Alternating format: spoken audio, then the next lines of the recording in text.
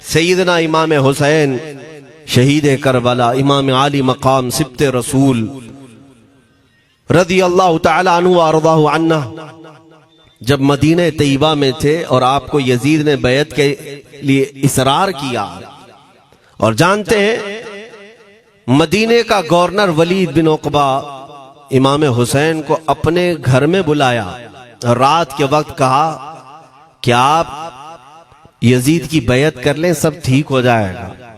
आपने एक तारीखी जुमला फरमाया था, आज वो सब मुसलमानों को याद होनी चाहिए। इमाम हुसैन ने ये नहीं कहा मैं हुसैन रसूलुल्लाह का नवासा यजीद की बैत करूंगा फासिक व फाजिर की, ये नहीं कहा आपने। तवज्जो चाहता हूं, आपने ये नहीं फरमाया, बल्कि ये फरमाया मुझ जैसा उस जैसे की बैत कैसे कर सकता है। ये क़यामत तक आने वालों के लिए मैसेज है, हुसैन जैसा कभी भी यजीद जैसे की बैत नहीं कर सकता, और ना ही वैसों की ताकत को वो मान सकता है। और अल्हम्दुलिल्लाह हमारी माओ ने बचपन से हमें हुसैन को ही सुनाया है, यजीद को नहीं। इसलिए आज अगर किसी तख्त पर यजीद बैठा हो तो हमें डर नहीं लगता इस बात का कि वो गर्दन उड़ा देगा, हमें इस बात का खौफ नहीं लगता कि फांसी पर चढ़ा देगा। हमें इस बात का यकीन है कि अगर हमारे टुकड़े भी हो जाएंगे तो इंशाअल्लाह हमारी रूह करबला जरूर पहुंचेंगी। इमाम हुसैन के साथ क़यामत के दिन उठाए जाएंगे, हक बात करते हुए अगर दुनिया से जाएं। अजीज़ान गिरामी वक़ार, मैं तारीख की चंद झलकियां आपके सामने रखूंगा। मुझे हुक्म भी हुआ है, बहुत जल्दी वक्त खत्म हो जाएगा, समेटना है। मैं चंद मिसालें आपके सामने रखता हूं। ताकत किसे कहते हैं, कुव्वत किसे कहते हैं। जिम में जाकर बॉडी बनाने वाला ताकतवर है, काजू बादाम खाने वाला ताकतवर है, मुक्के मारने वाला ताकतवर है। कौन है ताकतवर? ताकत किसे कहते हैं? मेरे अजीजों, असल ताकत तो ये है कि तुम इस्तेमाल अपने हाथ पैर कुछ भी ना करो, लेकिन खलबली दूसरों में मची रहे। ये असल ताकत है, ये रब ताला की तरफ से दी हुई होती है इनाम में। वरना आप सोच सकते हैं कि हुसैन आजम के साथ जो लोग आए थे वो कुल काफिला कितना था। अलग अलग रिवायतें, इमाम हुसैन के साथ 135 लोग थे, बाज रिवायात में है 96 थे, 96 लोग थे, बाज रिवायत में 82 थे।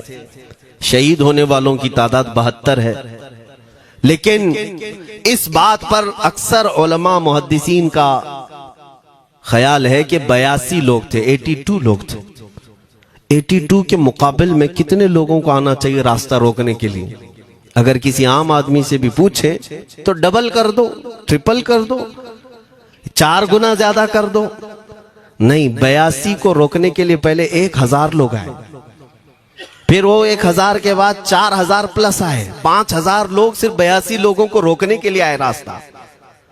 फिर ये लोग 4 दिन तक रास्ता रोकते ही रहे, 5000 लोग मिलकर। 10वीं मुहर्रम होने से पहले पहले फिर तकरीबन 16000 लोग आए, यानी तकरीबन पूरे टोटल मिलाकर 22000 के करीब, 21000 समथिंग कुछ। 22000 की फौज क्या माने रखती है? किसको रोकने के लिए? 82 लोगों को। इसी से समझ में आता है असल ताकत किसे कहते हैं। ताकत इसी को कहते हैं कि उधर 3 दिन के भूखे और प्यासे हैं, उनके खीमों में साजो सामान भी नहीं, जंग के असबाब भी नहीं, और वो जंग की नीयत से भी नहीं गए। उसके बावजूद 22000 के सीनों में जो खलबली मची है, दुनिया इसी को समझ नहीं पा रही है। अगर दुनिया ये समझती है क्वांटिटी का नाम ताकत है तो हम उसको रद्द करते नहीं, क्वालिटी का नाम ताकत है। ईमान ये असल ताकत है। और एक तारीखी बात मैं आपके सामने रखता हूं। इमाम हुसैन का रास्ता रोकने के लिए सबसे पहले यजीद की फौज से जो शख्स आया था उसको हुर बिन यजीद कहते हैं। हुर बिन यजीद रियाई 1000 का लश्कर लेकर के ये इमाम हुसैन का रास्ता रोकने आए। 2 दिन तक इधर उधर घुमाते रहा, और जब जब नमाजें होती रही, इमाम हुसैन मुसल्ला इमामत पर हैं और ये यजीदी इक्तिदा भी कर रहे हैं। हर जमात इमाम हुसैन के पीछे हो रही है। लेकिन मैं आपको बताता हूं 10वीं मुहर्रम से पहले इमाम हुसैन ने खुतबा दिया और यजीदियों से कहा, क्या तुम मेरी हैसियत को नहीं जानते? मैं फातिमा जहरा का बेटा हूं, हैदर कर्रार का नूर नजर हूं, रसूलुल्लाह का नवासा हूं। मेरी निस्बतें क्या तुम्हें नहीं मालूम? तुम मेरे खून से अपने हाथों को न रंगो। मैं तुम्हारे पास ऑप्शन रखता हूं, मैं इस रास्ते से अपने वापस मदीने की तरफ जाता हूं या किसी साहिल की तरफ या दिमश्क जाऊंगा। जंग करना नहीं चाहता तुमसे। ये 3 ऑप्शन जब इमाम हुसैन ने रखा तो यजीदियों ने एक को भी कबूल नहीं किया। वो जंग करना ही चाहते थे, इमाम हुसैन के खून के साथ खेलना ही चाहते थे। लेकिन जो हुर बिन यजीद है, तवज्जो चाहता हूं, जो खुद इमाम हुसैन का रास्ता रोकने के लिए आया, उसके दिल में यह बात आई और उसने आकर के 10वीं मुहर्रम को यजीदियों से कहा, मियां मान लो हुसैन की बात, 3 में से कोई एक बात मान लो, हम जंग नहीं करना चाहते, वो रसूलुल्लाह के बेटे ही तो हैं। तो सारे जो सिपह सालार बड़े बड़े थे, अम्र बिन साद, शिमर वगैरह, हुर बिन यजीद से कहने लगे, तुझे कौन कहता है फैसला करने के लिए? तू सिपाही है, 1000 की नफरी तेरे साथ दी गई है, बस अगर तुझे हमारे साथ रहना है तो मैदान में जमा रह, वरना चला जा, तू सुलह की बातें मत कर।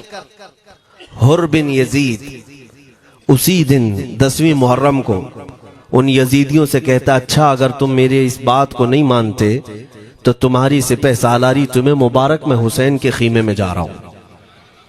जो यजीद की तरफ से आया था वो किधर चला गया? मौला हुसैन के खीमे में। कब? सिर्फ 10वीं मुहर्रम, एक रिवायत में 9वीं मुहर्रम को, एक दिन पहले इमाम हुसैन के खीमे में आया, दस्तबोसी की, माफी मांगी और इमाम हुसैन ने कहा, अब तुम जा सकते हो अपने घर।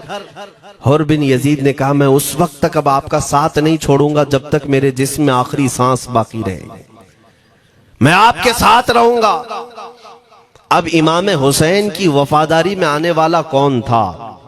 इसलिए मैं आपको एक चीज दे जाता हूं मेरे अजीजों, अल्लाह अज़्ज़ व जल की कुदरत के फैसले हैं, वो जब चाहता है कहीं से भी किसी को हिदायत अता फरमाता है। वो बातिल कुव्वतों के मौजूद पलने वाला बच्चा भी कभी रब तबारक व तआला हिदायत देता है, उसे आलिम बनाता है, और कभी काबे की छांव में पलने वाले को मौला अबू जहल भी बनाता है, गुमराह कर देता है। हुर बिन यजीद मौला हुसैन के पास आ गए। जो बात मुझे कहनी है उसके लिए मुझे इतना वाकया बयान करना पड़ा है। मैं असल पॉइंट की तरफ आता हूं, क्यों मैं ये बयान कर रहा हूं।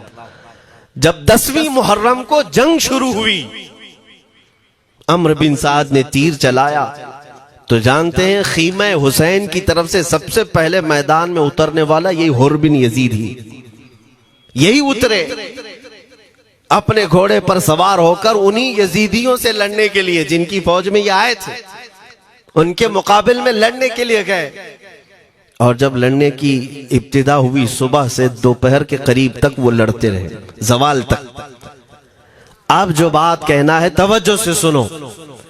हुर बिन यजीद ने सुबह से लड़ाई की, बहुतों ने वहां पर मैदान जंग में मुकाबला आराइयां की हैं, लेकिन हुर बिन यजीद की जो लड़ाई है वो तारीख में लिखी हुई। आज उन्होंने यजीदियों के साथ जो जंग किया, कई घंटे जंग करने के बाद, जानते हैं तन्हा हुर बिन यजीद ने 120 यजीदियों को कत्ल किया। 120 की तादाद, एक घोड़सवार एक ही है, 120 को मार गिराया। उसके बाद जामे शहादत नोश किया। मैं तारीख पढ़ रहा था, वहीं पर हमने किताब को रोक दी। बहुत सारे लोग करबला के वाकयात में इमाम हुसैन के खानदान के बच्चों के शहादत तो बयान करते हैं, उनके जिस्म कट गए, उनके ऊपर घोड़े दौड़ाए गए, लेकिन तुम ये नहीं जानते कि हुसैनी शहजादों ने बातिल कुव्वतों के कैसे छक्के छुड़ाए थे। एक एक जवान ने मुकाबिल में आने वालों को उनकी औकात कैसे याद दिलाई थी। अब सुनो, हुर बिन यजीद 120 को मार गिरा सकते हैं, वो भी एक दिन पहले खीमा हुसैन में आने वाला, एक दिन पहले खीमा हुसैन में आने वाला। बात समझ में आ रही है अभी? जो एक दिन पहले खीमा हुसैन